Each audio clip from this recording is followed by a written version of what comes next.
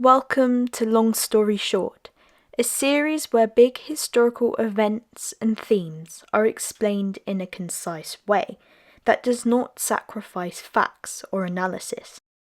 In today's episode, we're going to be exploring the timeline of Boudicca's Revolt, one of the most infamous events in Roman British history. Let us set the context prior to Boudicca's Revolt. Britain had been in the Roman sphere since roughly 43 CE. The conquered territory on the island was either under direct Roman control in the form of the military or under the domain of client kings. These client kings were subordinate to the Romans, paying tax to them, for example, and ruling over their tribes on behalf of the authorities, which made the Romans feel that the south of the island was somewhat secure. One of these tribes, which was headed by a client king, was the Iceni, who resided in the east of the island, roughly in modern Norfolk. The Iceni were seen as a strategic alliance for the Romans, as Salway notes, because the tribe was not only close to the then Roman capital Colchester, but was also in control of the eastern sea routes of the British Isles, such as the Wash, which were vital for trade. The king who ruled over the Iceni during this period was Prasutagus, who maintained a good relationship with the Romans throughout his kingship, but this did not guarantee the safety of his family, nor his people. There are many theories around the causes of Boudicca's uprising, but the most obvious is the events that transpired after Prasutagus's death, roughly in 49 CE. Prasutagus, in his will, divided the land which he ruled between Emperor Nero and his two daughters.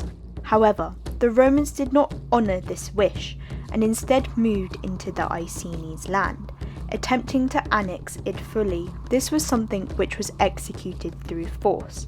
The Romans attacked Prasutagus's wife, Boudicca, publicly whipping her, and violently assaulted her two young teenage daughters. This traumatic and humiliating event drove Boudicca on a path of vengeance. Furthermore, the wider community also lost their civitas status, had their land and goods seized, and were subject to heavy taxation, which drove the community to support Boudicca. She became sole queen of the Iceni and led a revolt against the Romans. The growing talk of Boudicca's defiance drew other tribes into an alliance of rebellion with her, such as the Trinovantes, who had been pushed from their land in order for the Romans to settle. The opportunity to the Celts would have been all the more important to seize, considering that some of the legionaries who were stationed in Britain, the 14th and 20th, were preoccupied with their assault on the site of Anglesey, which was a key centre for the Celts Druids.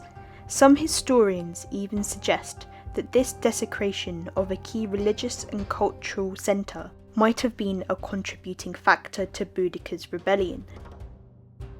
Boudicca's rebellion began in the city of Canamedulum, modern-day Colchester. The Celts attacked the city in a surprise assault, which made the Romans unable to fully prepare a defensive response. In their panicked fever, the Romans rushed into a temple, which was dedicated to the Roman Emperor Claudius, who had an imperial cult which was formed around him. This position did not offer much defensive protection, however, since the temple was a particular target for the Celts, since it acted as a symbol of Roman rule. The Roman inhabitants of Colchester did send a message to the procurator, who was not away on the assault at Anglesey, but the only aid sent to them was a force of 200 men. The city was laid waste to, something which was evident in archaeology, with the so-called Boudican destruction horizon, which is essentially a layer of ash, still visible today in the cities in which Boudicca and her army attacked.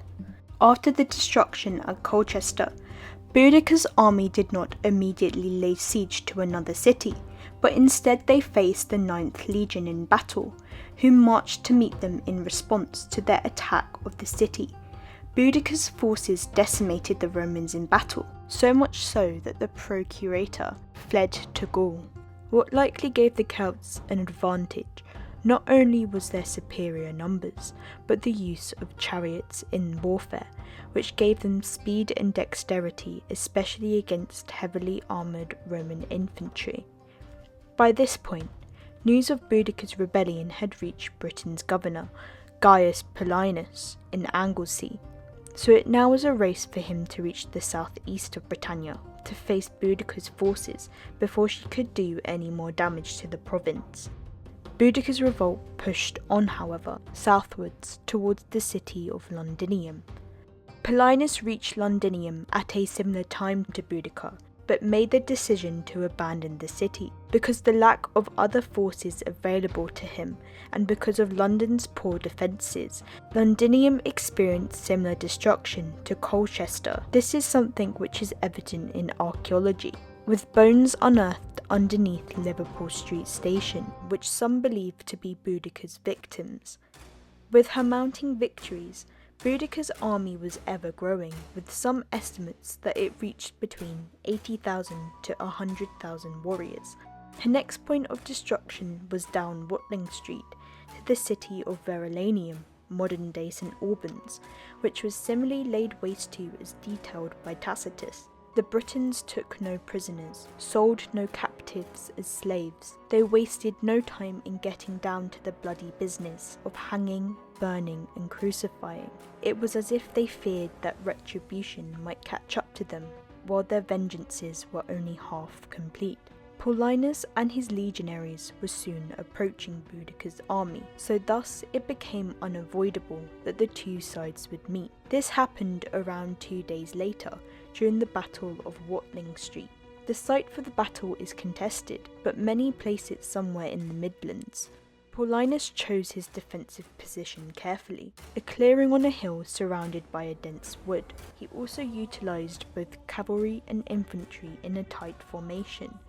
This essentially created a bottleneck in which Boudicca's army and its baggage train of wagons and families were trapped in. They then were ambushed by the legionaries, who massacred the Celtic forces. After the battle, Roman forces also in retaliation attacked Celtic settlements. It is unclear exactly what happened to Boudicca after the battle. The sources state that she managed to escape the battlefield, then she died afterwards from illness or from suicide to escape the ill fate which Roman authorities had in store for her. However, what is clear was that Boudicca managed to mount an uprising which burned its way through the illusion of Roman authority, making her one of the only Celtic British leaders to lead a form of resistance against an empire which was seen as being unable to be defeated.